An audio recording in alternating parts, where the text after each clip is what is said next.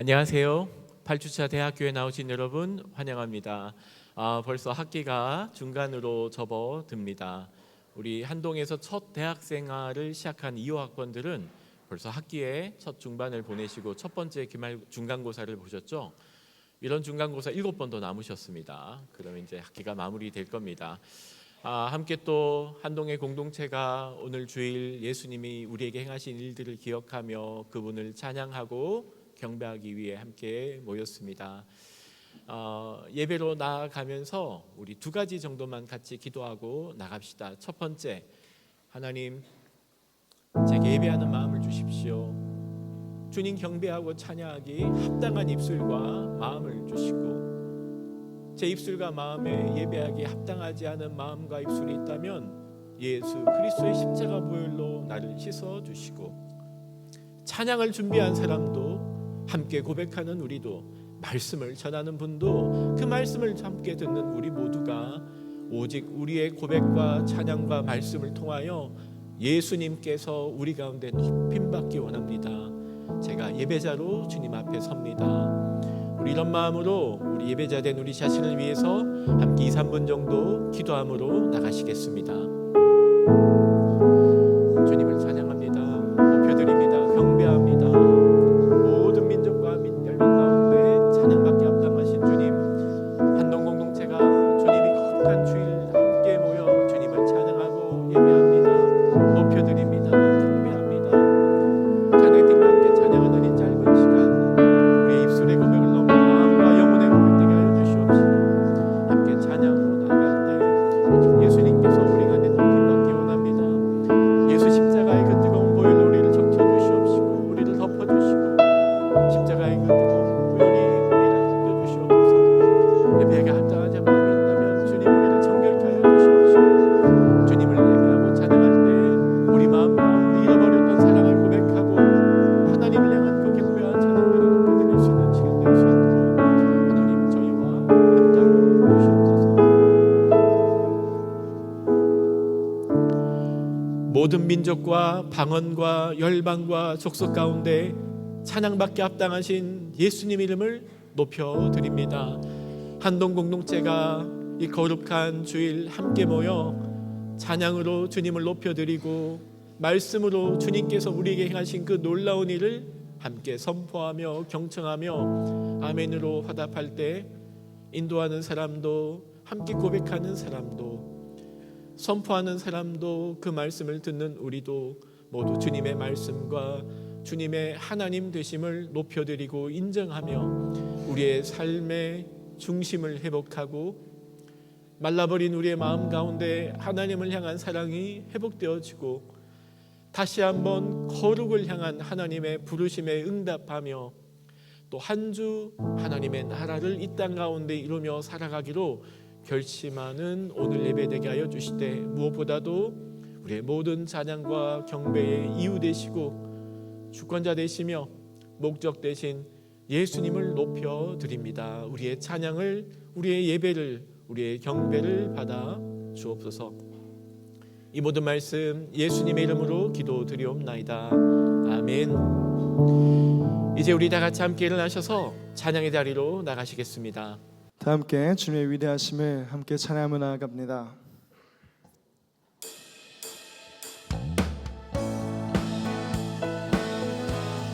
함께 박수 치시면서 나아가겠습니다.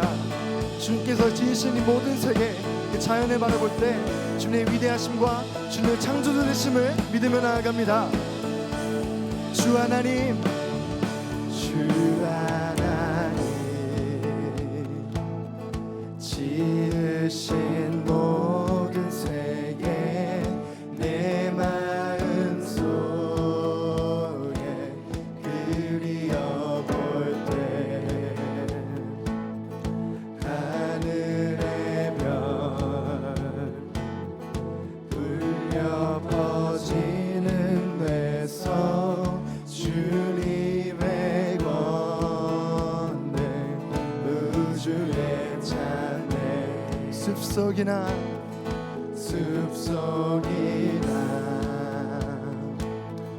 험한 산 골짜기에서 지적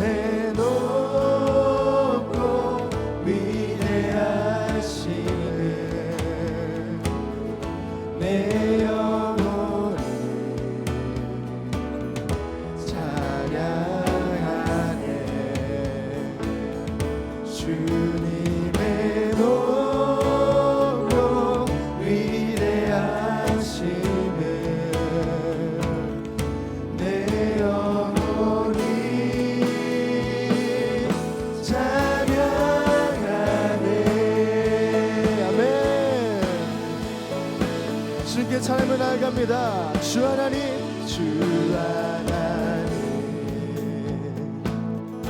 독생자 아낌없이 우리를 위해 보내주셨네. 십자가의 피, 십자가의 피 흘려주 제 모든 죄를 구속하신 주님을 고백합니다.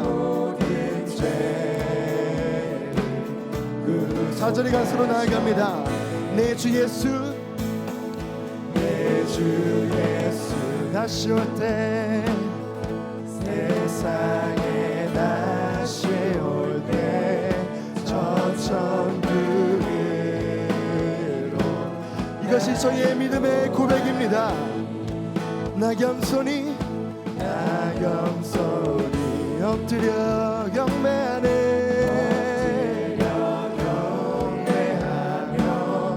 영원히 주님만을 찬양합니다. 아멘. 고백하며 나아갑니다.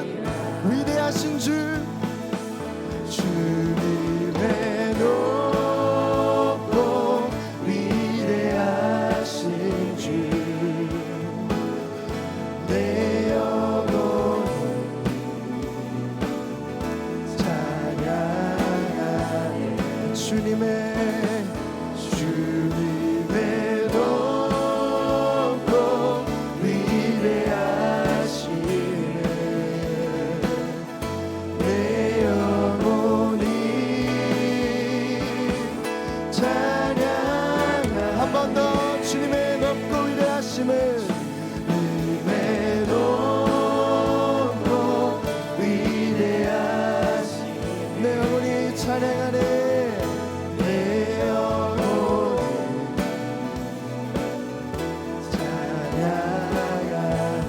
주님의 높고 위대하심을 내 영혼이 찬양하네. 아멘. 주님께서는 위대하시고 높으신 주님이십니다. 주님의 이름을 찬양하는 저희가 되기 원합니다. 아멘.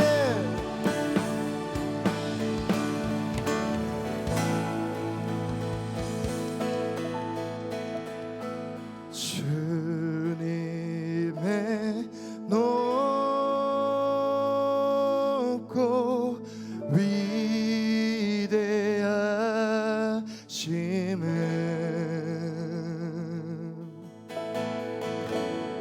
내 영혼이 찬양하네.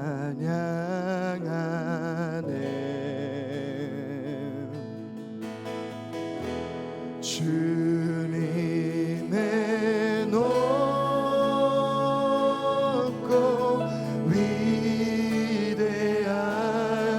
위대하심을 내 영혼이 찬양하. 고백하며 나아갑니다. 주님의 높고 위대하심을, 주님의 높고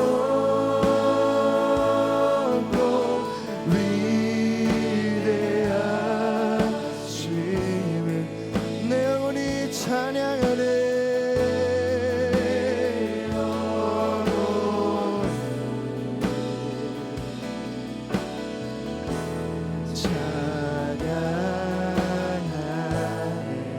주님의 높고 위대하심을, 주님의 높고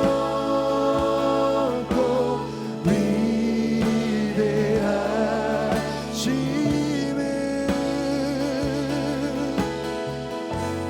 내 영혼이 찬양하네. 주님께 영광의 박수 드리며 나아갑니다. 아멘.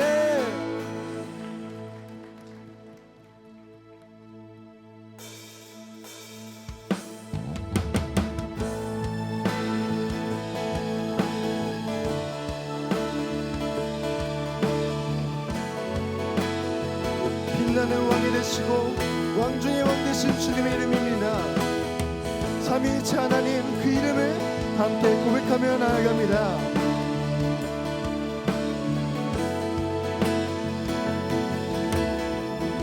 빛나는 왕의 왕 영광의 주님 온 땅 기뻐하라 온 땅 기뻐하라 왕체의 옷 입고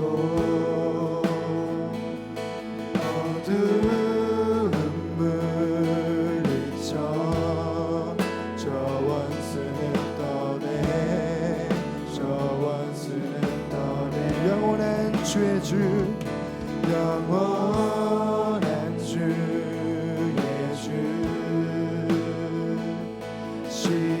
시간의 주 왕자 알파와 오메가 알파와 오메가 삼위의 하나님 삼위의 하나님 아바 성령 예수 사자와 어린 양 함께 고백하며 나아갑니다. 위대하신 주님 위대하신 주 찬양의 위대하신 주 모두 알게 되리라 위대하신 주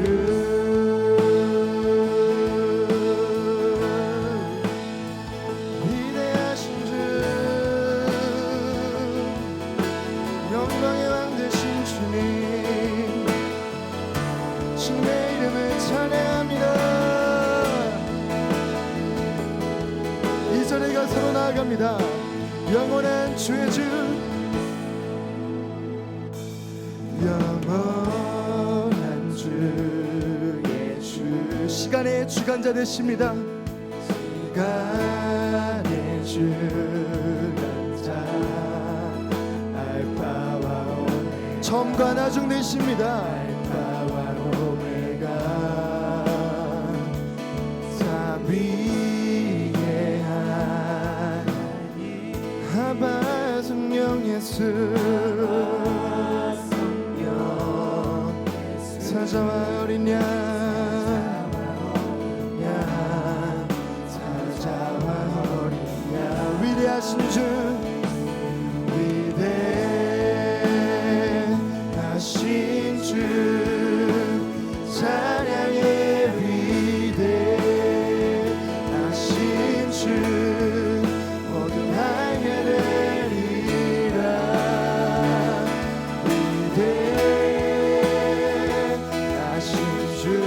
다시 한번 고백합니다. 위대하신 주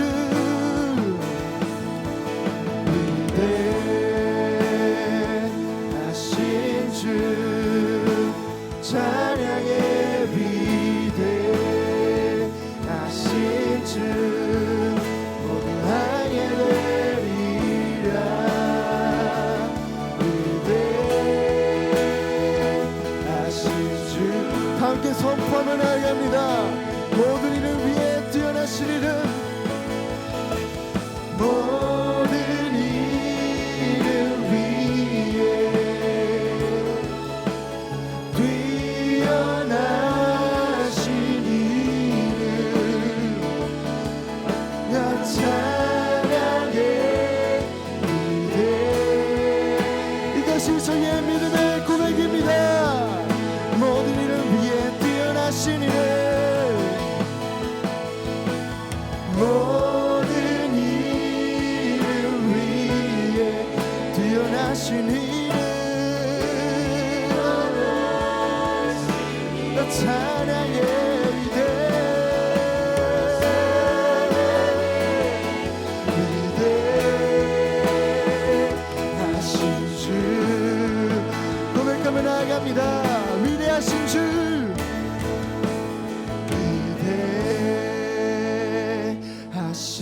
주 찬양의 위대하신 주 모두 알게 되리라.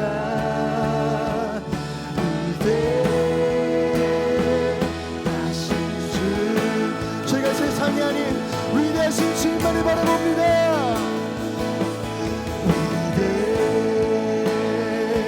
위대하신 주 찬양의 위대. 아멘.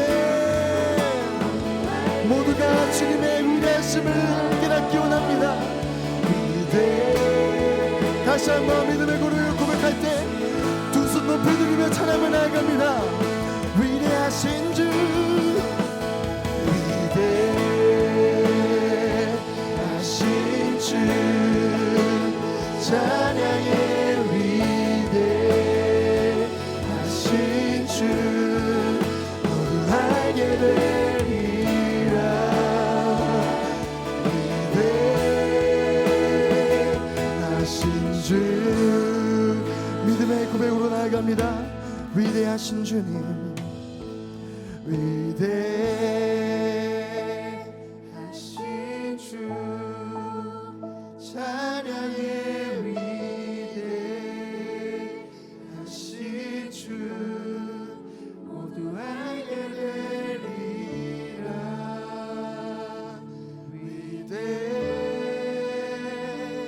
위대하신 주, 위대하신 주님 앞에 영광의 박수드립니다. 아멘.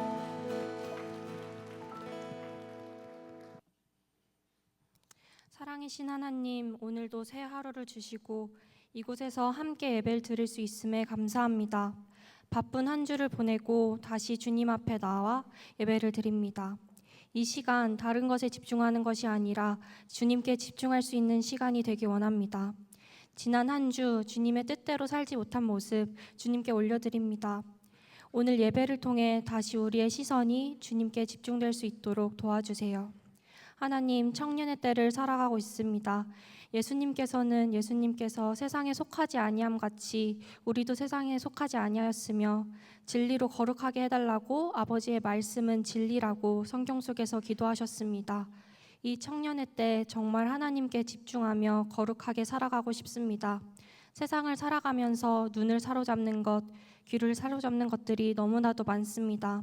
주님, 하나님 안에서 세상의 것을 분별할 수 있도록 하여 주시고 정말 그 안에서 거룩할 수 있도록 하여 주세요. 나의 의를 구하는 것이 아니라 하나님의 나라와 그 의를 구하는 청년이 될 수 있게 해주세요. 오늘 말씀을 선포하실 목사님을 위해 기도하기 원합니다. 하나님의 말씀을 선포하는 가운데 정말 주님께서 그 말씀을 이끌어 주시고 건강과 지혜와 성령의 충만함을 허락하여 주시옵소서. 찬양하는 성가대의 고백이 우리 모두의 고백이 될 수 있게 해주시고 모든 영광을 하나님께 올려드리며 예수 그리스도 이름으로 기도합니다. 아멘.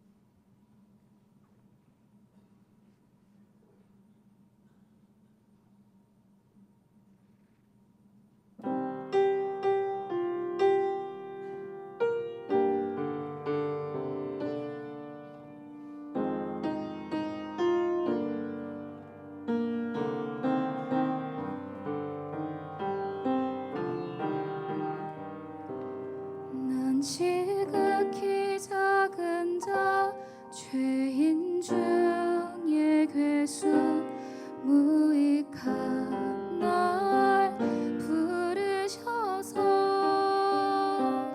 간절한 기대와 소망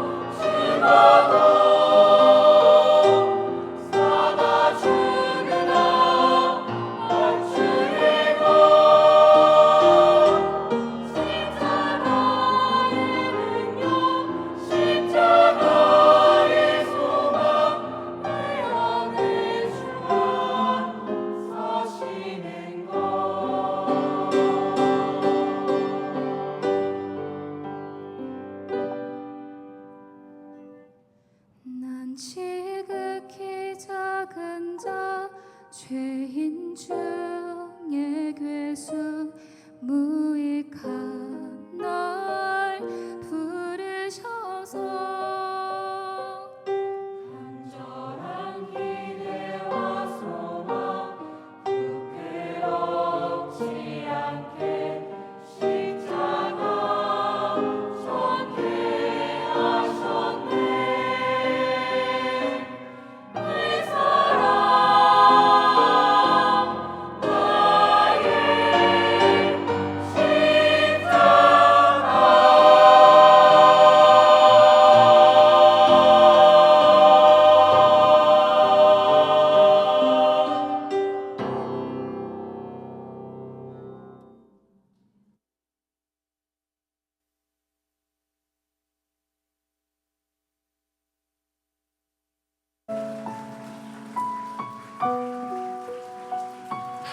우리의 찬양을 받으신 하나님께 다시 한번 감사의 박수 올려드립시다.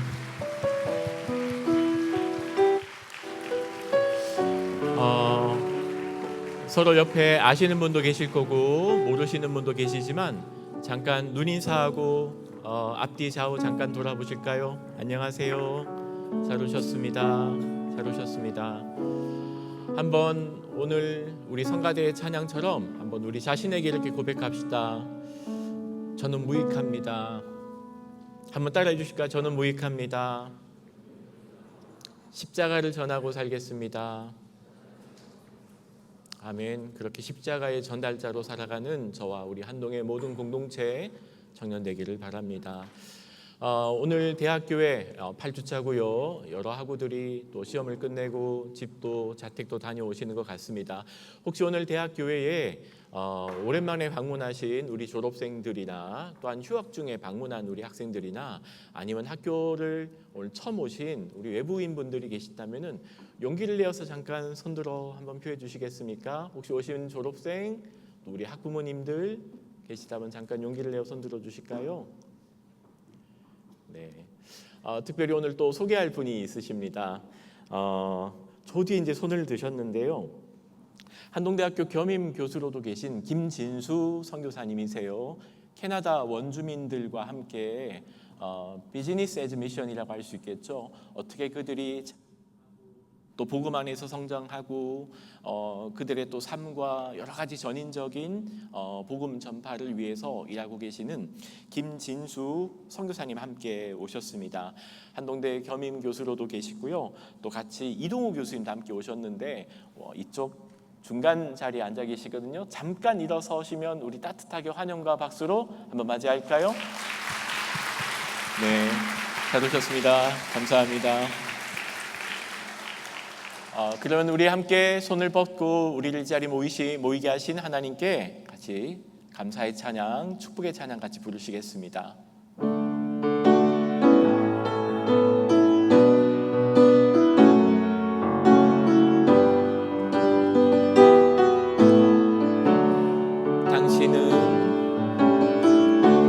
당신은 하나님의 언약 안에 있는 축복의 통로. 당신을 통하여서 열방이 주께 예배하게. 우리는 하나님의 같이 고백합시다. 우리는 하나님의 언약 안에 있는 축복의 통로. 한동을 통하여서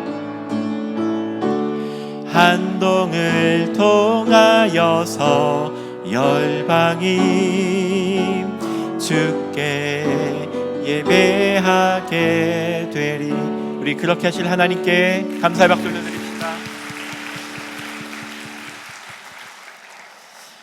교회 소식 몇 가지 전해드립니다. 한 2주 남았는데요. 11주차는 선교 축제 주간으로 진행이 됩니다. 선교 축제 주간은 그 한 주간 월요일부터 토요일까지 함께 한동에게 맡겨주신 하나님 나라의 그 선교적 사명을 함께 이 공동체가 생각하고 여러 가지 행사들, 세미나, 예배, 특강들을 통해서 함께 우리의 소명을 발견하는 시간입니다. 이번에 선교 축제는 그리스도인의 정체성이라는 주제로 함께 진행이 됩니다. 한 2주 정도 남았고요. 교내의 다양한 학생 선교 공동체들이 함께 연합해서 준비하고 함께 연대하는 시간들을 가지고 있습니다. 일정들을 위해서도 함께 같이 기도해 주시고요. 누군가의 일일 뿐만 아니라 우리 모두에게 맡겨주신 하나님 나라의 소명이 있음을 함께 발견하는 이 시간 되기를 기도합니다. 대학교의 주보 안쪽에는요, 선교사님들의 기도 편지를 실습니다. 대학교회는 16분의 선교사님들을 적지만 재정적으로 후원하고 있고요. 또 기도 편지로 기도 후원으로 섬기고 있습니다. 이번 주는 티국을 섬기시는 장다윗 선교사님의 선교 일정이 선교 편지가 담겨 있습니다. 함께 내용들을 보시고 기도해 주시면 함께 하나님 나라에 동참하는 저희 한동과 선교사님 되기를 기도합니다. 하나님께서 오늘 우리에게 주신 말씀 함께 보기 원합니다. 하나님의 말씀은 사무엘상 15장 35절에서 16장 1절입니다. 사무엘상 15장 35절에서 16장 1절, 말씀이 2절입니다. 길지 않습니다. 우리 앞에 있는 본문으로 다 같이 한 마음과 한 목소리로 하나님의 말씀 같이 선포하겠습니다. 합독합니다. 시작. 사무엘이 죽는 날까지 사울을 다시 가서 보지 아니하였으니 이는 그가 사울을 위하여 슬퍼함이었고 여호와께서는 사울을 이스라엘 왕으로 삼으신 것을 후회하셨더라. 여호와께서 사무엘에게 이르시되 내가 이미 사울을 버려 이스라엘 왕이 되지 못하게 하였거늘 네가 그를 위하여 언제까지 슬퍼하겠느냐. 너는 뿔에 기름을 채워 가지고 가라.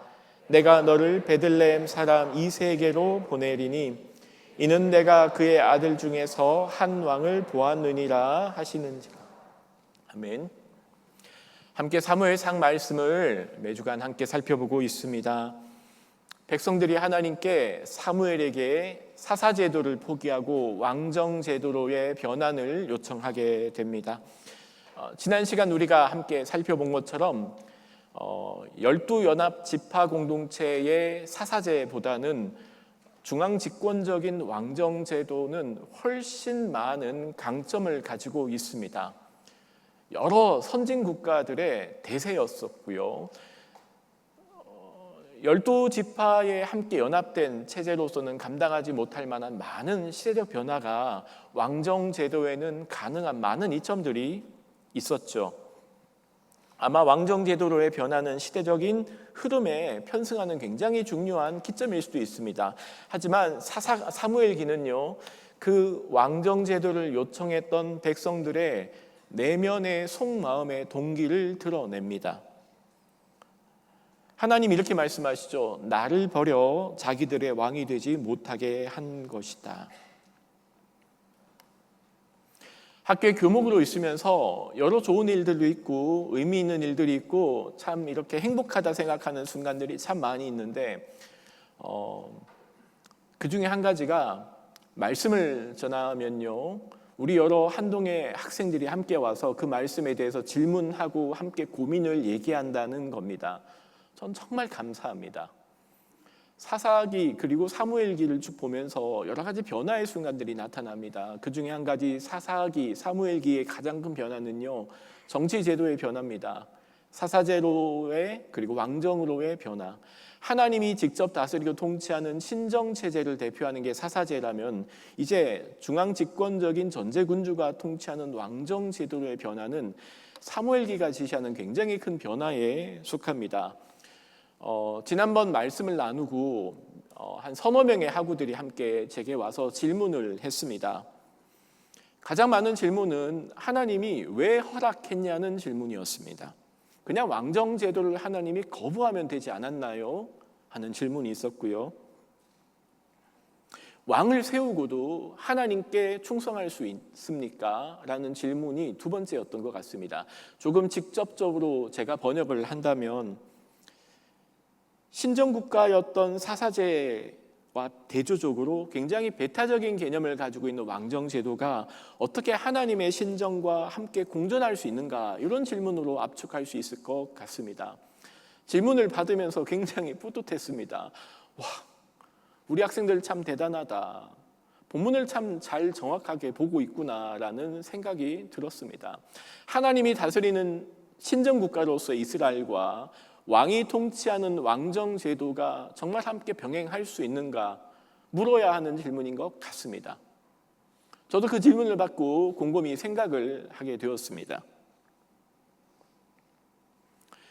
정치와 제도는 일종의 하나의 수단이라고 할 수 있습니다. 도구이죠. 더 좋은 도구도 있을 거고요. 적합하지 않은 방법과 도구도 있을 겁니다. 장로제, 임기제, 민주제, 공화정, 대의정치, 그 다양한 방안은 다양할 겁니다.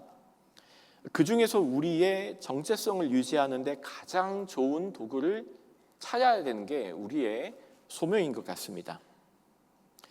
제도 자체가 본질은 아니지만 제도는 언제나 본질과 목적, 본질을 구현하는 일종의 수단이 됩니다. 그래서 수단이 바뀌면 제도도 달라져야 되겠죠. 제도가 때로는 본질에 영향을 주기도 합니다. 그래서 우리는 우리의 목적과 방향과 가치와 정체성에 맞는 최선의 제도를 찾기 위해 노력해야 할 겁니다. 일종의 정치 제도는 도구라고 할 수 있겠죠. 근데 사무엘기를 보면요, 그 제도보다 더 중요한 게 제시가 된 것 같습니다. 제도보다 더 중요한 건 사람의 마음입니다. 그 제도를 사용하는 사람이 더 중요하다는 걸 제시하는 게 저희가 보고 있는 사무엘기 같습니다. 하나님의 주대심을 거부하는 방안으로 왕을 요구했던 12 장로들의 선택에는 여러 가지 이유가 있겠죠.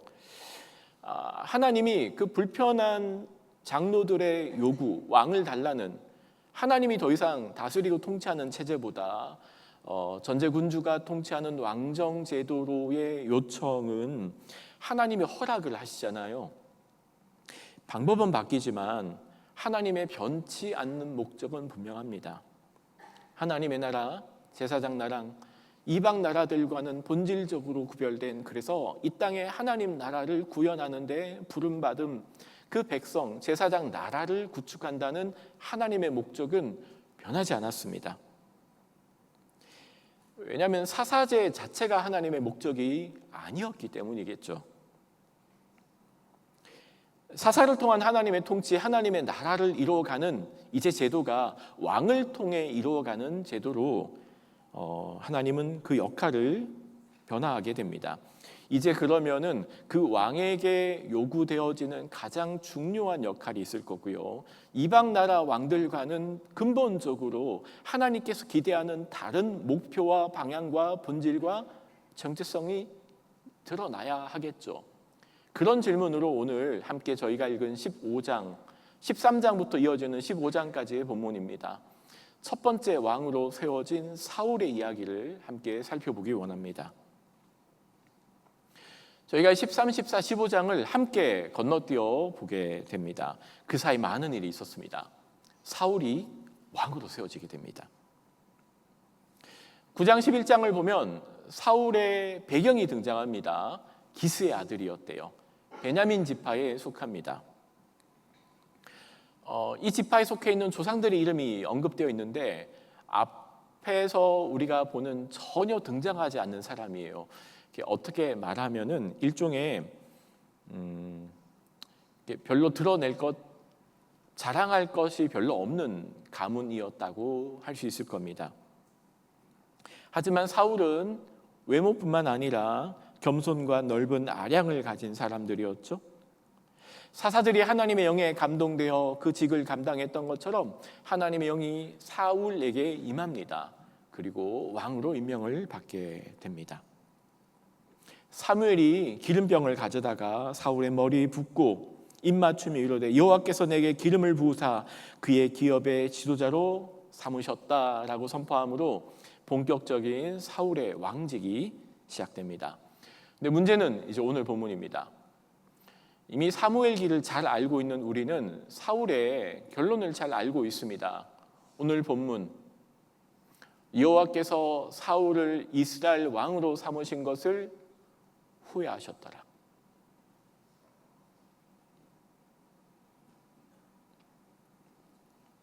이번 결정으로 사무엘은 사울의 일로 슬퍼하며 죽는 날까지 사울을 다시는 만나지 않습니다. 여호와께서 사무엘에게 이르시되 내가 이미 사울을 버려 이스라엘 왕이 되지 못하게 하려거늘 네가 그를 위하여 언제까지 슬퍼하겠느냐. 사울을 위하여 울지 마. 오늘 본문의 중요한 단어가 하나님의 후회입니다. 자, 이 질문을 보면은 우리에게 질문이 여러 가지가 생겨납니다. 이게 정말 큰일이었나요? 도대체 사울이 행한 일이 그렇게 심각한 일이었나요? 하나님이 사울을 왕으로 삼으신 것을 후회할 만큼 사울이 정말 그렇게 나쁜 일을 한 것일까요? 사울의 실수에 대해서 하나님 너무 가혹한 게 아닌가요? 라는 질문이 드러나게 됩니다. 오늘 이 본문을 읽기 오기 전까지 사울은 사실 좋은 일들을 굉장히 많이 하게 됩니다. 사울의 많은 역량이 드러납니다. 사울은 정말 용맹한 군인이었습니다. 하나님의 인도하에 따라 군을 이끌고 블레셋과 맞서 싸웁니다. 연전연승합니다. 항상 본인이 먼저 앞장섭니다. 최전선에 서게 됩니다. 11장 암몬과의 전쟁이 벌어집니다. 사울이 용기를 냅니다. 백성들을 모읍니다.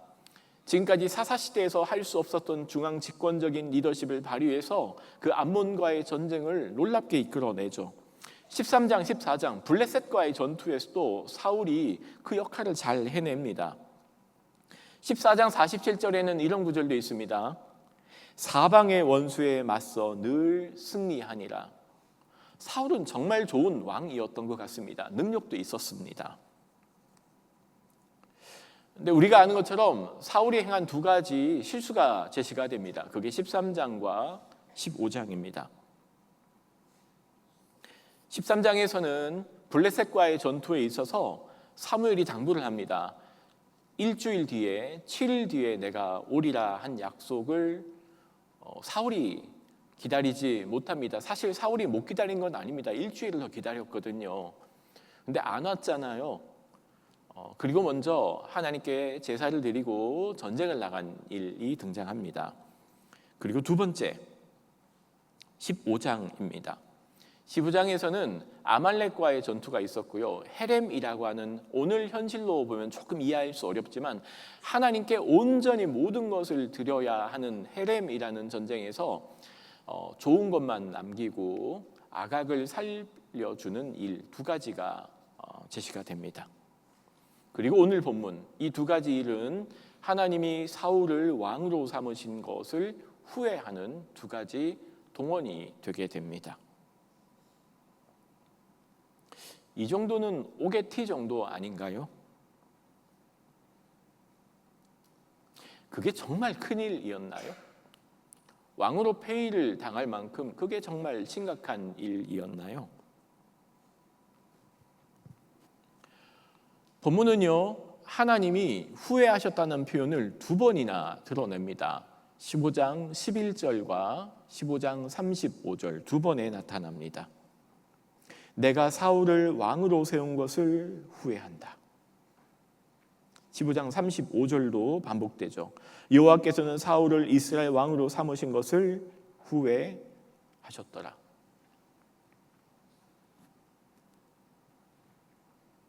오늘 저희는 두 가지 질문을 함께 던지려고 합니다. 첫 번째 질문, 사울의 죄는 무엇이었습니까? 사울이 저지른 이 두 번의 실수가 그렇게 큰 일이었나요? 그게 하나님이 후회하실 만큼 심각한 일이었나요? 하는 질문입니다. 하나님이 혼을 내셨다, 꾸중하셨다, 엄히 꾸짖으셨다, 그 정도는 이해가 됩니다. 그런데 하나님이 후회하실 만큼 심각한 일이었나요? 이 질문을 바꾸면, 즉 사울의 잘못은 무엇이었습니까? 라는 질문을 던져야 합니다.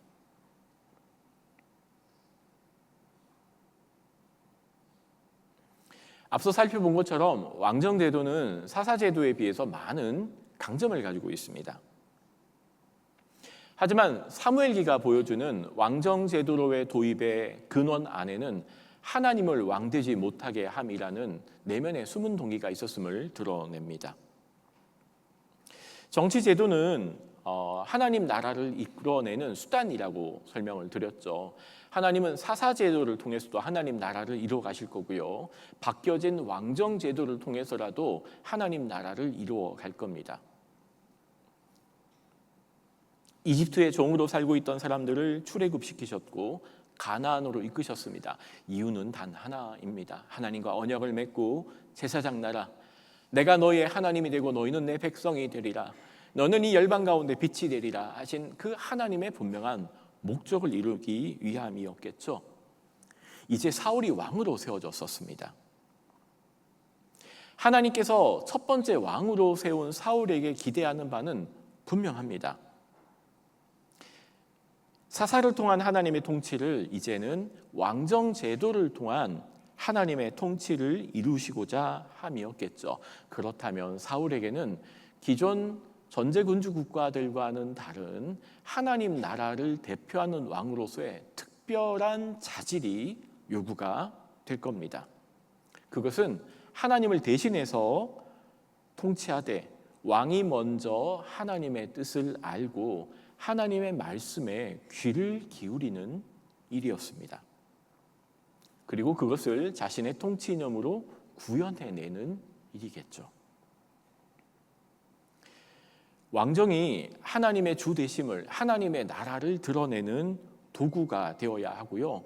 하나님은 그 왕을 통하여서 이 땅에 하나님의 나라를 이루어 가시려는 겁니다. 하나님이 그 왕정 제도를 허락하셨을 때는 제도가, 방법이, 정치 체제가 바뀌었지만 목적은 여전히 분명했었습니다. 사사 정치 자체가 목표가 아니라는 것입니다. 자, 이제 왕이 된 사울에게 하나님이 기대하는 바는 분명합니다. 이방 나라들과는 다른 하나님의 뜻을 먼저 사울이 알고 그것을 자신의 통치 이념으로 구현해내되 먼저 왕이 하나님의 말씀에 귀를 기울이는 일입니다. 사무엘서는 그 왕이 된 사울이 저질렀던 두 번의 실수가 기록되어 있습니다. 우리가 본 것처럼 13장과 15장입니다. 13장은 블레셋이 쳐들어옵니다. 사울이 왕이 된 지 2년째 되던 해라고 설명을 합니다. 블레셋이 오는데 전차 부대만 3만이었고요. 마병이 6천 명이었답니다. 보병은 셀 수가 없었습니다. 고대 근동의 전차는요, 전차 하나에 말이 2-3마리가 끌고 가고요. 그러면 마병이 한 명이 붙습니다. 그리고 화살 쏘는 부하가 한 명이 붙고 되고요. 그리고 방패 드는 사람 최소가 3명이 붙게 됩니다. 그 전차가 한 번에 감당할 수 있는 인원이 20여 명이라고 합니다. 그러니까 오늘날의 강력한 전차 같은 거라고도 할 수 있겠죠. 다급해진 사울이 온 이스라엘에 나팔을 불고 군대를 소집합니다. 근데 그렇게 모은 군대가 3,000명밖에 되지 않았다고 합니다. 이런 위기 때 제대로 왕직을 수행할 수 있게 하기 위해서 왕정제도를 시작했는데 이 큰 전투를 앞두고 중앙 집권적인 힘과 능력을 끌어내야 될 사울이 모집한 군대가 고작 3,000명이었습니다. 백성들은 이 소식을 듣고 저마다 살 길을 찾아 굴과 숲과 바위와 구덩이 속으로 들어가 숨습니다. 그 두려움이 커지기 시작해요. 일부 병사들은 탈영을 하기 시작합니다. 적군들은 눈앞에 진을 치고 있습니다. 정말 위기이죠. 더 큰 문제가 생겼습니다. 일주일 뒤에 사무엘이 온다고 약속을 했는데요. 사무엘이 오지를 않는 겁니다. 그게 13장 8절입니다. 사울은 사무엘이 정한 기한대로 이레 동안을 기다렸으나 사무엘이 길갈로 오지 아니하매 백성이 사울에게서 흩어지는지라. 다급한 사울이 전쟁을 빨리 나가야 했다고 판단한 것 같습니다. 그래서 번제와 화목 제물을 가지고 와서 먼저 제물을 드리고 제사를 드리고 전쟁에 임하게 됩니다. 15장은 아말렉과의 전쟁을 담고 있습니다. 독특하게 15장에는요, 어떤 전쟁으로 몇 명과 어떤 전투의 과정을 싸웠는지 구체적으로 설명을 하지 않습니다. 굉장히 단순하게 전쟁이 있었고 사울이 놀라운 승리를 거뒀다. 전쟁의 과정이 생략되어 있습니다. 다만 아말렉의 모든 것을 진멸하라는 명령을, 하나님의 말씀을 어기고 가치 없고 하찮은 것만 남겨두고 모든 좋은 것은 전리품으로 남겨둔 일이 기록되어 있습니다. 사울과 백성이 아각과 그의 양과 소의 가장 좋은 것 또는 기름진 것과 어린 양의 좋은 모든 것을 남기고 진멸하기를 즐겨하지 아니하고 가치 없고 하찮은 것은 진멸하니라. 이 두 번의 의도된 실수로 하나님은 사울을 왕으로 삼으신 것을 후회하셨다라고 두 번이나 기록하고 있습니다. 본문을 살펴보면 살펴볼수록 의문이 자꾸 나옵니다. 혼란스럽습니다. 도대체 사울이 무슨 죄를 저지른 건가요? 왕이 제사를 먼저 드리면 안 되는 건가요? 사무엘서를 보면요, 다윗이 여러 번의 예배를 집례합니다. 다윗은 되는데 사울은 안 되는 건가요? 도대체 사울이 저지른 죄는 어떤 죄인가요? 이 두 번의 전쟁 모두에게서 사울은 놀라운 전쟁의 승리를 거두게 됩니다. 이스라엘은 쳐들어왔던 아말렉이나 블레셋에 비하면 열세입니다. 변변찮은 무기도 없습니다. 본문을 살펴보시면요, 제대로 된 칼을 들고 있는 사람은 사울과 그의 아들 요나단밖에 없었어요. 그런데 이미 블레셋은 철기 문명을 이루고 있었습니다. 나머지 사람들은요, 제대로 된 철기가 아닌 청동기 시대였던 것으로 보입니다. 곡괭이, 낫, 삽 같은 것을 들고 전쟁에 나가야 할 만큼 이렇게 전력으로 보면 열세였죠. 사울이 왕이 된 이유가 뭘까요?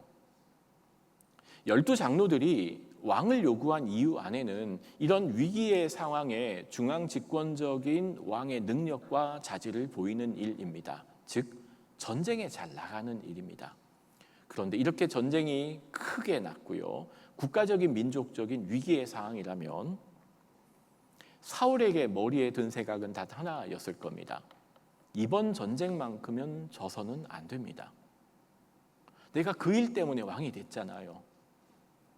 왕이 해야 될 가장 중요한 일은 기존 사사들이 할 수 없었던 중앙 집권적인 정치 제도를 통하여 백성들을, 군사력을 모으고 상비군을 대처하고 외부의 위기 상황에 앞서 전쟁을 맞서야 하는 것이라면 이번 블레셋과 아말렉의 전쟁에서 사울은 반드시 이겨야 합니다.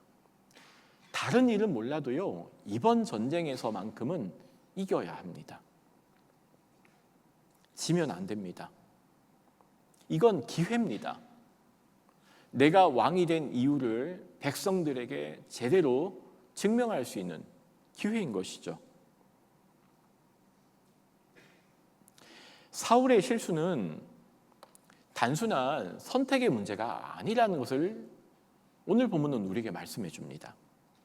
본문은 사울이 인내력이 모자라서 일주일보다 더 기다렸어야 됐다는 걸 지적하는 게 아닙니다. 하나님이 직접 통치하시는 신정과 왕정 제도가 공존할 수 있는 유일한 길은 딱 하나입니다. 바로 하나님의 말씀에 귀를 기울이고 경청하는 일이었습니다. 하나님이 우리의 왕이 되어서 다스리시는 신정제도가, 인간을 대표한 왕정제도가 공존할 수 있는 유일한 길은요, 그 왕이 먼저 하나님의 말씀에 귀를 기울이고 경청하는 일이었다는 겁니다. 이 사건 다음에 사무엘이 사울에게 했던 얘기가 있습니다. 유명한 구절이죠. 우리 앞에 있는 본문은 같이 한번 읽어볼까요? 시작. 사무엘이 이르되 여호와께서 번제와 다른 제사를 그의 목소리를 청종하는 것을 좋아하심같이 좋아하시겠나이까. 순종이 제사보다 낫고 듣는 것이 순양의 기름보다 나으니. 정답은 왕정과 신정이 공존할 수 있는 유일한 방법은 하나님의 말씀에 귀를 기울이고 청종하고 순종하는 일이었습니다. 사울은 하나님의 주대심의 통로가 되어서 하나님을 대신해 하나님의 뜻을 먼저 알고 순종하는 일을 통하여서 이 땅에 하나님의 나라, 다른 왕정 제도와는 다른 하나님께서 사울을 세우셨다는 그 분명한 삶의 목적을 이루어 가야 됐었습니다. 사울이 사무엘이 오기까지 일주일을 기다렸을 때 그 일주일은요, 하나님이 사울에게 질문을 하는 시간일 수도 있었던 것 같습니다. 만약 사무엘이 올 때까지 7일, 8일, 9일 끝까지 기다렸다면, 그러다가 먼저 블레셋이 선방을 쳐서 이스라엘이 전쟁에서 졌다면, 블레셋에게 만일 사울이 패배했다면 어떻게 되었을까요?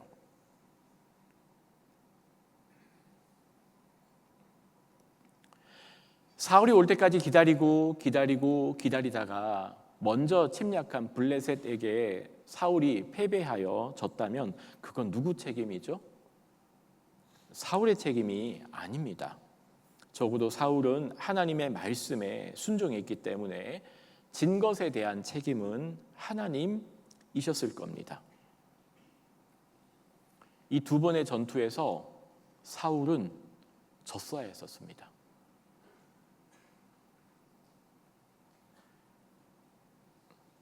이 두 번의 전투에서 사울은 승리하지 않았어야 했었습니다. 하나님이 기대한 게 바로 그것이었던 것 같습니다. 사울은 하나님 앞에서 패배할 용기를 가지고 하나님 앞에 서기를 기다리는 시간, 그 7일이라는 시간은 그렇게 하나님 앞에서 패배할 용기가 무르익어가고 하나님의 말씀에 귀를 기울이고 청종하는 순종이 무르익어가는 시간이었어야 했었습니다. 하지만 사울에게는 패배할 용기가 없었습니다. 순종할 용기가 없었습니다. 사울에게 이번만큼은 이겨야 되는 전쟁이었습니다. 하나님의 말씀에 순종하며 그의 믿음이 무르익어 가기보다는 이겨야 한다는 그 조바심 때문에 그의 마음은 불안으로만 가득 찼던 것 같습니다. 즉 사무엘이 사울에게 1회 뒤에 내가 돌아오리라 라고 했던 그 일주일의 기간은요, 하나님께서 왕이 된 사울에게 일종의 근본적인 질문을 던지는 시간이라고 할 수 있습니다. 사울아, 사울아, 너의 삶의 근본적인 목적은 무엇이냐?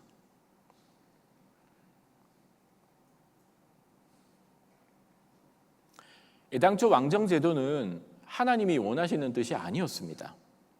하나님이 원하는 제도가 아니었습니다. 이미 하나님은 왕이셨고 이미 주권을, 통치를 가지고 계셨죠. 왕을 세워달라는 백성들의 요구는 하나님의 마음을 아프게 했습니다. 그럼에도 불구하고 하나님은 그 요구에 응답하셨습니다. 이유는 분명합니다. 인간 왕을 세우긴 세우되 이스라엘의 왕은 왕이지만 그 왕의 근본적인 목적은 하나님을 대신해서 먼저 왕이 하나님의 말씀에 귀를 기울이고 경청하고 순종하여 하나님의 말씀을 듣는 일이었기 때문입니다. 결국 하나님께서 사울에게 듣기 원하시는 응답은 무엇이었을까요? 저는 왕이 아닙니다. 주님이 왕이십니다. 하나님이 사울에게 정말 듣고 싶었던 대답은 주님만이 왕이십니다.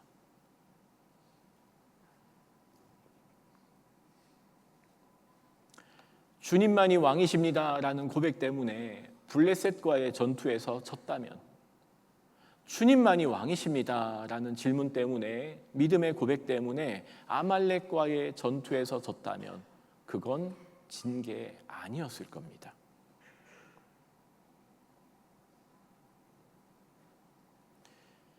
사울이 기다렸던 일주일이라는 시간은 왕으로서의 나의 정체성을 묻는 근본적인 질문에 답을 해야 됐던 일종의 믿음이 무르익어가는 시간이었어야 합니다.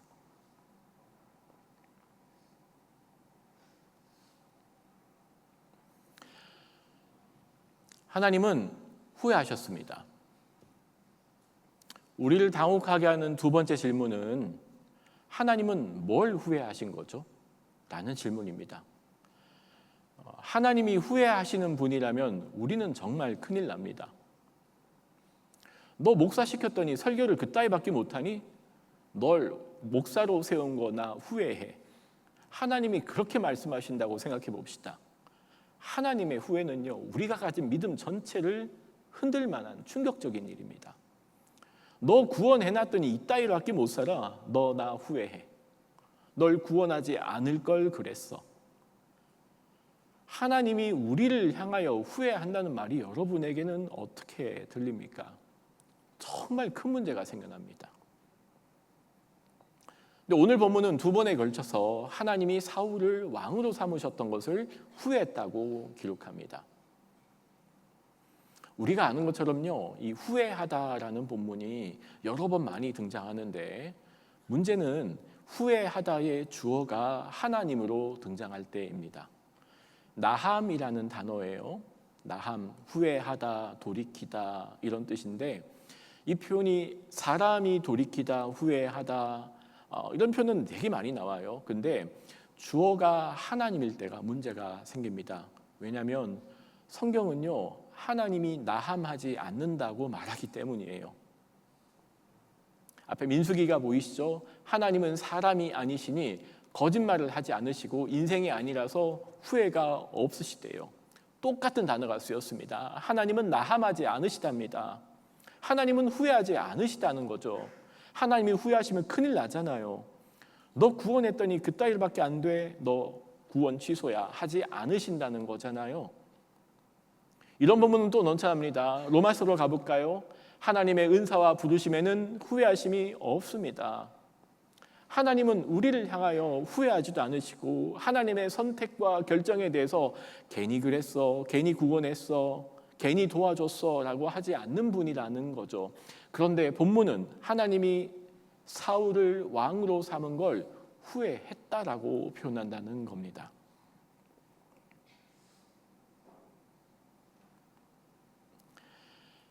나함이라는 단어는 좀 특별한 뜻을 가지고 있습니다. 죄송합니다. 이 앞에 히브리어가 있고요. 나함이라고 읽습니다. 일반적인 뜻은 이렇게 쓰입니다. 후회하다, 한탄하다. 그런데 독특하게 이 후회하다라는 단어의 이 동사가 주어가 하나님이 될 때는요, 좀 독특한 의미로 쓰입니다. 뭘 후회한다는 건 일종의 마음의 깊은 슬픔을 말하잖아요. 그래서 후회하다라고 할 때 이 단어의 어근은 이렇게 깊이 한숨을 내쉬다라는 포함이 있습니다. 너무 힘든 일을 겪어보셨나요? 마음 저 끝에서 깊은 한숨과 탄식이 나오는 걸 경험해 보신 적이 있나요? 하나님이 후회하셨다라는 말을 직역하면 저는 이렇게 직역하려고 합니다. 하나님이 깊이 애통해 하셨다. 하나님이 깊이 한숨을 내쉬고 마음 아파하셨다. 하나님이 속으로 우셨다.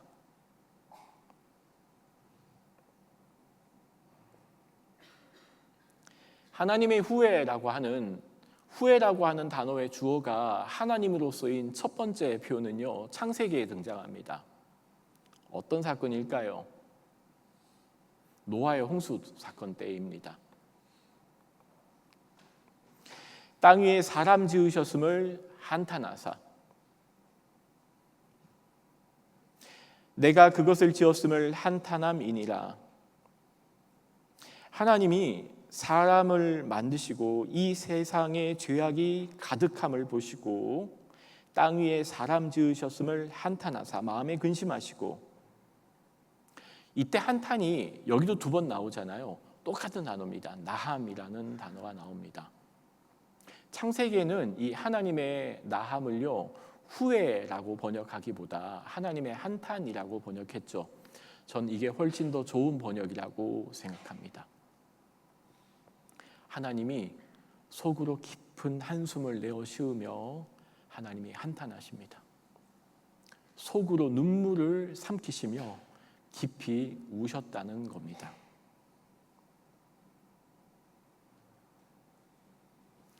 독특하게 하나님이 깊이 한탄하시고 나함하시고 후회하셨다라는 표현이 나오잖아요.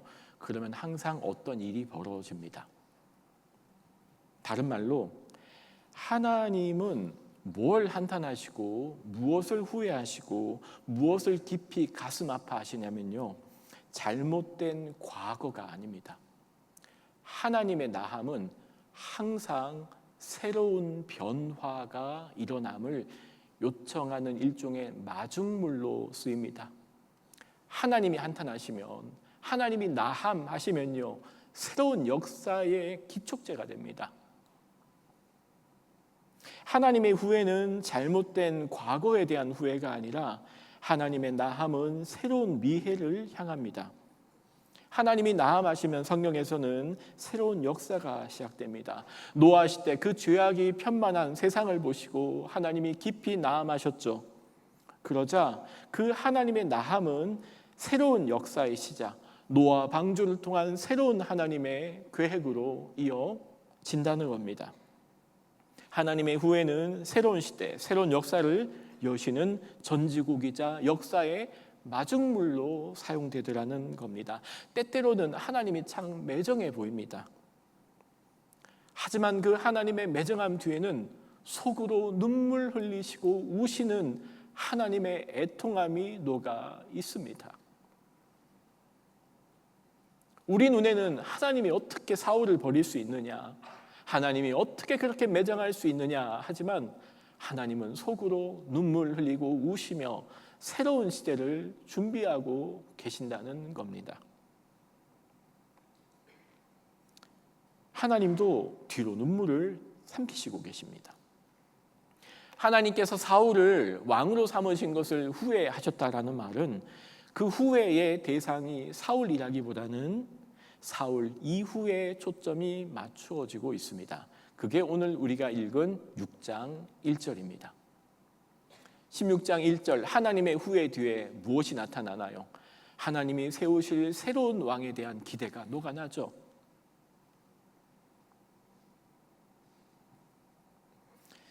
하나님은 사무엘에게 사울을 위하여 울지 말라라고 명령합니다. 하지만 하나님은 속으로 먼저 울고 계셨던 것입니다. 오버랩된 성경 구절이 있습니다. 로마서 8장 26절입니다. 같이 한번 읽어볼까요? 시작. 이와 같이 성령도 우리의 연약함을 도우시나니 우리는 마땅히 기도할 바를 알지 못하나 오직 성령이 말할 수 없는 탄식으로 우리를 위하여 친히 간구하시느니라. 로마서가 보여주는 하나님은 어떤 분이신가요? 우리는 앞뒤 분간을 못합니다.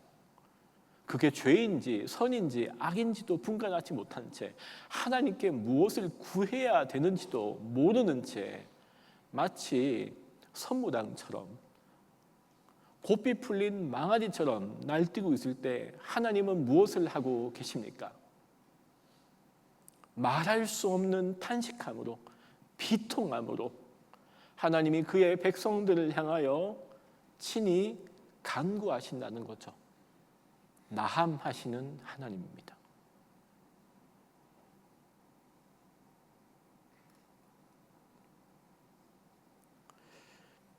어른들을 위한 동화작가 정채봉 씨의 책 처음 마음으로 돌아가자라는 책에 이런 우화가 하나 등장합니다.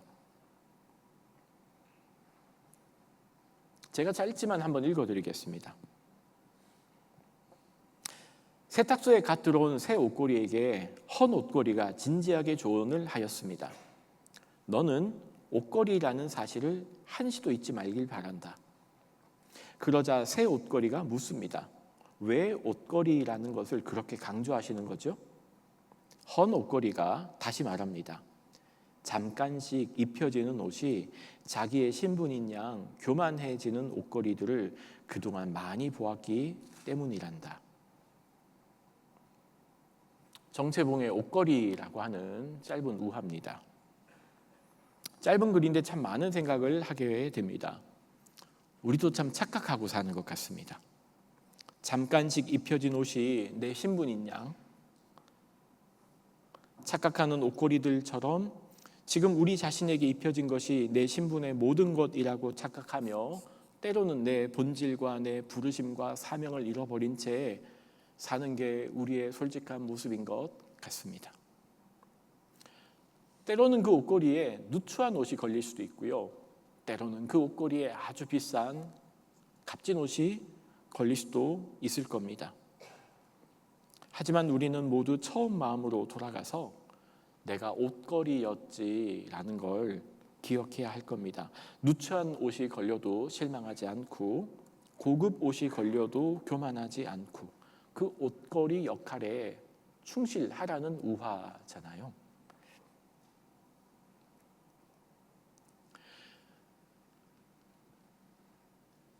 사울이 기다렸던 그 일주일의 시간, 그 일주일은 하나님께서 사울로 하여금 이런 믿음의 고백을 듣기 원했던 시간인 것 같습니다. 이 왕의 자리에 내가 앉아 있긴 하지만 저는 왕이 아닙니다. 하나님만이 참된 왕이십니다. 하나님은 사울로부터 그 고백을 듣고 싶으셨습니다. 만약 그 고백 때문에 블레셋에게 졌다면, 아말렉에게 졌다면 그건 진 게 아니라 최고의 승리가 되었을 겁니다. 오늘 본문을 통해 드러나는 굉장히 분명한 메시지는 하나입니다. 참된 리더는 어떤 사람입니까? 하나님의 말씀에 귀를 기울이는 청종하는 사람, 순종하는 사람입니다. 사울이 경험했던 두 번의 전쟁과 그 승리는 인내심의 문제나 실수의 문제를 다루지 않습니다. 더 근본적인 문제를, 더 본질적인 문제를 드러냅니다. 조금 거칠지만 저는 이렇게 표현하겠습니다. 네 인생 누구 건데? 너의 왕직은 누구 것이니? 너는 누구를 위하여 통치하고 다스리고 있느냐? 라는 본질적인 문제를 묻는 것 같습니다.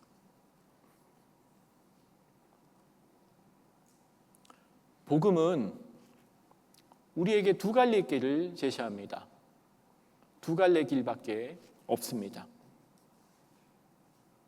내가 예수로 전부인 자가 된다면, 우리의 삶의 이유가 오직 예수가 된다면, 또는 입술로는 그리스도인이라고 말하지만 그 복음의 갈릴길 앞에서 예수만이 전부라는 고백을 할 수 없다면, 두 가지밖에 없는 것 같습니다.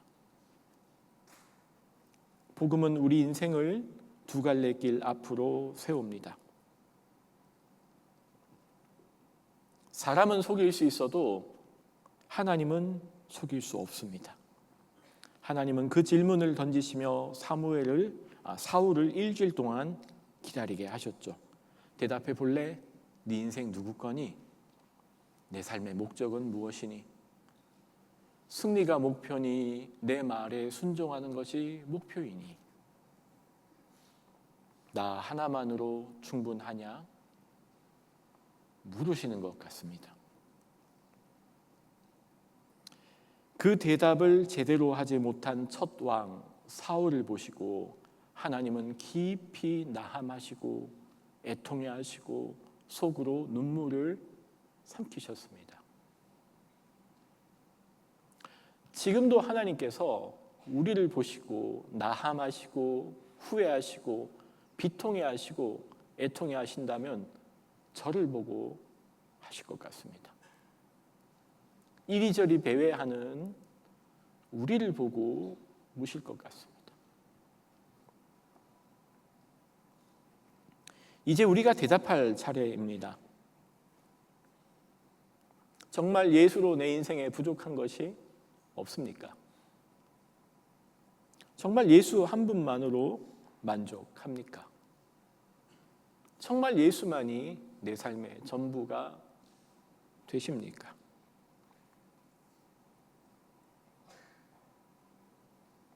하나님의 은사와 부르심에는 후회가 없으십니다. 하나님은 우리가 기도할 바를 알지 못하나 말할 수 없는 탄식으로 우리를 위해 친히 중보하시며 우리를 위하여 나함하시는 하나님입니다. 이제 구주차가 시작합니다. 한동서 보내는 많은 시간들 그렇게 많지도 않습니다. 8학기 정도 보내실 거겠죠. 이제 또 한 학기의 절반이 갑니다. 우리 스스로를 돌아봅시다. 그 나에게 제시한 복음의 갈래길 앞에서 나는 하나님만이 전부입니다. 승리하지 않아도 괜찮습니다. 주님의 말씀에 먼저 귀를 기울이겠습니다. 순종하겠습니다. 라고 대답하고 우리의 삶을 주님께 돌아보며 그 복음이 우리에게 던져준 두 갈래길 아래서 다시 한번 나의 자리를 점검하고 하나님을 향한 우리의 그 절박함을 표현해낼 줄 아는 저 한동의 청년들 다 되기를 간절히 기도합니다. 기도하시겠습니다.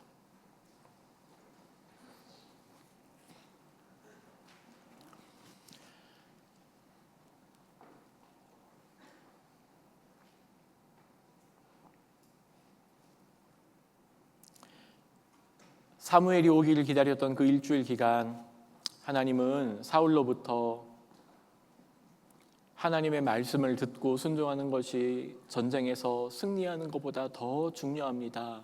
아마 그 표현 듣고 싶었지 않았습니까? 함께 사울의 모습을 돌아보며 그 복음이 우리에게 던져둔 두 갈래길 앞에서 예수면 충분합니다. 예수만이 전부이십니다. 라고 우리의 믿음을 고백하며 다시 한번 우리를 향하여 애통해하시고 말할 수 없는 탄식함으로 우리를 위하여 중보하시는 그 하나님과 동행하며 믿음의 길을 걸어가는 한동의 모든 청년들 한동 되게 하여 주옵소서. 이 모든 말씀 예수님의 이름으로 기도드립니다. 아멘. 우리 같이 찬양하며 준비한 예물 하나님께 올려드리겠습니다.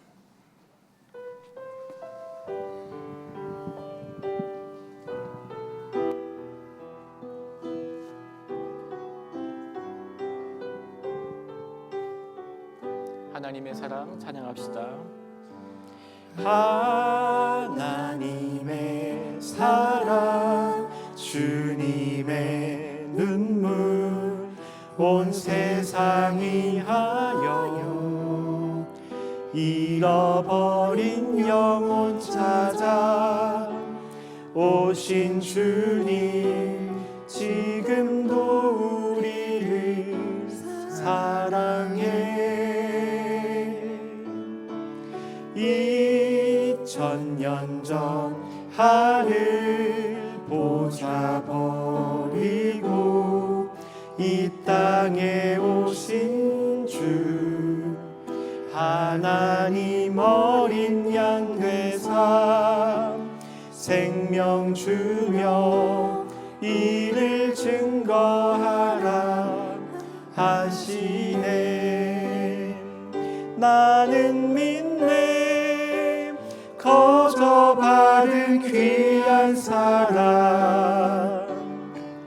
그 누가 대신하리요. 나의 생명 다할 때까지 그 사랑을 전하리라. 하나님의 사랑, 하나님의 사랑, 주님의 눈물 온 세상 위하여 잃어버린 영혼 찾아 오신 주님 지금도 우리를 사랑해.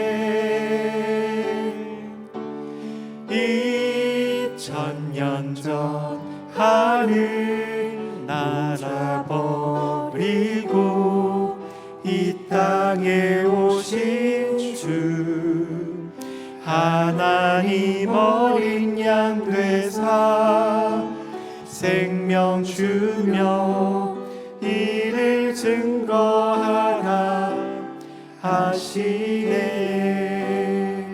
나는 믿네 거저 받은 귀한 사랑 그 누가 대신하리요. 나의 생명 다할 때까지 그 사랑을 전하리. 나는 믿네, 나는 믿네 거저 받은 귀한 사랑 그 누가 대신하리요. 나의 생명 다할 때까지 그 사랑을 전하리라.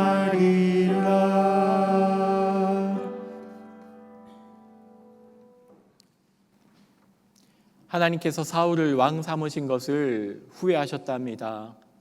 사무엘에게는 그를 위하여 울지 말라 말하셨지만 하나님은 하나님이 왕이 되지 못한 이 제도와 이 사회와 그 민족을 바라보시고 깊이 눈물 흘리시며 속으로 우시며 한탄하시고 애통해하시며 나함하신 하나님.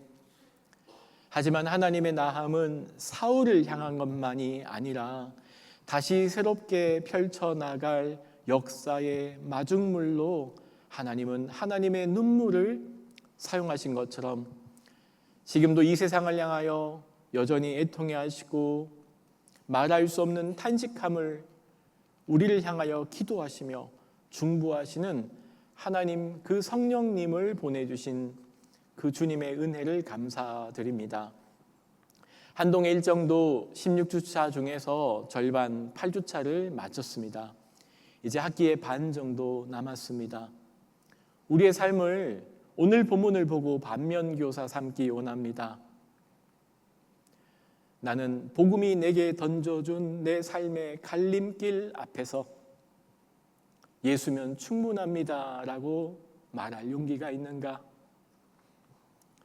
하나님께서 사울에게 던져주었던 그 일주일의 기간 동안 하나님이 승리보다 더 중요합니다.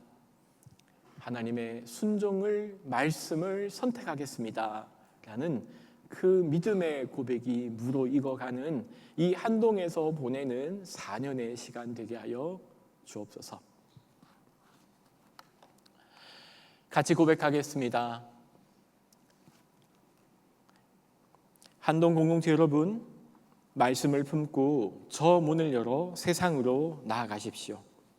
예배가 끝난 것이 아니라 삶의 예배가 시작되는 순간임을 잊지 마십시오. 주님만이 왕이시며 우리 삶의 주권을 가지고 계십니다. 하나님의 주 되심을 인정하며 살겠습니다. 우리의 연약함을 도우시며 말할 수 없는 탄식으로 우리를 위하여 친히 간구하시고 중보하시는 성령님과 동행하며 살겠습니다. 예수 우리 왕이여 좌정하사 다스리소서. 아멘. 이제는 우리 주 예수 그리스도의 은혜와 하나님의 사랑과 성령님의 교통하심이 오직 하나님의 주 되심을, 하나님의 나라를, 예수의 주님 되심을 고백하고 우리의 삶을 하나님께 드리고 말씀에 순종하기로 결심하는 주님의 모든 백성들 위에, 복음과 십자가로 열방을 섬기시는 선교사님과 그 가족 위에, 저 동토의 땅 북녘의 모든 성도들 위에 이제로부터 영원토록 함께하옵시기를 간절히 축원하옵나이다. 아멘.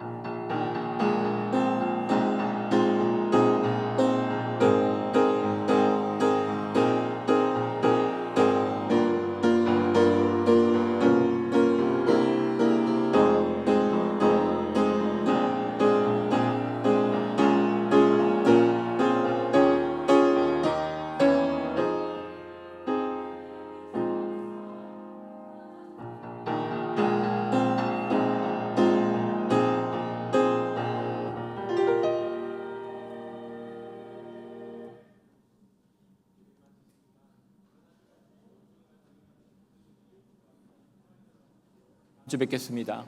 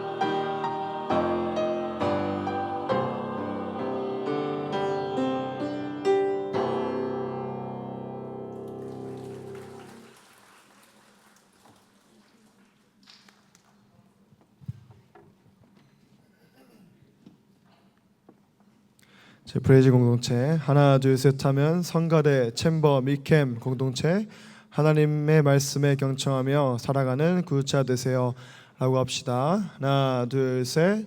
챔버대 챔버 미캠 공동체 하나님의 말씀에 경청하며 살아가는 구주차 되세요.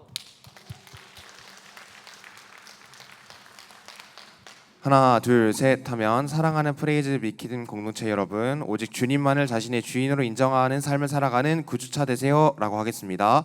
하나 둘 셋.